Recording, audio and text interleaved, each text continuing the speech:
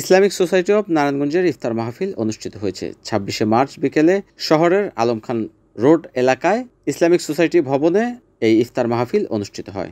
অনুষ্ঠানে প্রধান অতিথি হিসেবে বক্তব্য রাখেন তামিরুল মিল্লাত মাদ্রাসার সাবেক প্রিন্সিপাল জয়নাল আবেদিন।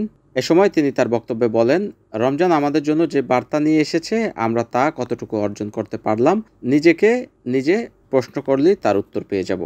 আর যদি রমজানের সঠিক আমল করতে ব্যর্থ হই তাহলে আমাদের মতো অভাগা আর নেই। উক্ত অনুষ্ঠানে বিশেষ অতিথি হিসেবে উপস্থিত ছিলেন বাংলাদেশ জামায়াত ইসলামী কেন্দ্রীয় কর্ম পরিষদের সদস্য ও নারায়ণগঞ্জ জেলা ও মহানগরীর সাবেক আমির মাওলানা মঈনুদ্দিন আহমেদ, মডেল গ্রুপের চেয়ারম্যান মাসুদুজ্জামান, বিশিষ্ট ব্যবসায়ী আবু জাফর আহমেদ বাবুল, সমাজসেবক ইকবাল হোসেন শ্যামল, শহীদ বাঙালি সহ আরো অনেক নেতৃবৃন্দরা।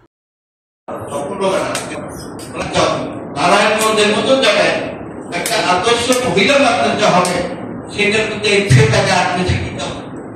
এরপর আপনি দেওয়া হবে দরকার হয় তবে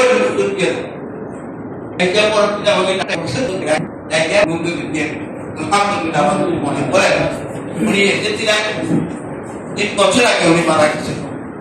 এসে আমার সাথে দেখা করেছেন, দেখা করে বাংলাদেশে কি কি কাজ করেছেন সেখানেও বলেছেন যে আমি নারায়ণগঞ্জে যে মহিলা মাদ্রাসা করেছে আল্লাহ শুকরিয়া আদায় করছে, আপনারা আল্লাহ শুকরিয়া আদায় করেন। সম্মানিত ভাইরা, দ্বিতীয় যে কথা বলতে চাই, রমজান মাস কোরআনের মাস, কোরআন নাজিলের মাস রমজান মাস। এই ক্ষেত্রে একটি তো হলো আজকে একটি বেদনা, দ্বিতীয়ত হলো ইসরায়েলের ফারহানা। একজন রোজাদারের